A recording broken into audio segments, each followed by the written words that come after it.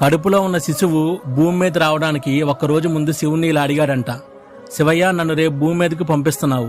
నేను చాలా చిన్నవాణ్ణి, నాకెవరూ తెలియదు, మరి అక్క నేను ఎలా బతకాలని అడిగితే దానికి శివుడు, నేను నీ కోసం ఆల్రెడీ ఒక దేవతను పంపాను, నిన్న ఆ దేవత అందరికంటే ఎక్కువగా ఇష్టంగా ప్రేమగా చూసుకుంటుందని చెప్తాడు.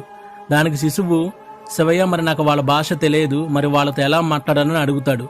దానికి శివుడు ఒక చిన్న నవ్వు నవ్వి, నీకోసం అక్కడ ఒక దేవత ఉంది, తను నీతో నువ్వు ఇంతవరకు విననటువంటి అందమైన మాటలు మాట్లాడుతుంది, అలాగే నీకు వాళ్ళ భాష నేర్పించి అందరితో ఎలా మాట్లాడాలనేది చెప్తుంది అని శివుడు చెప్తాడు.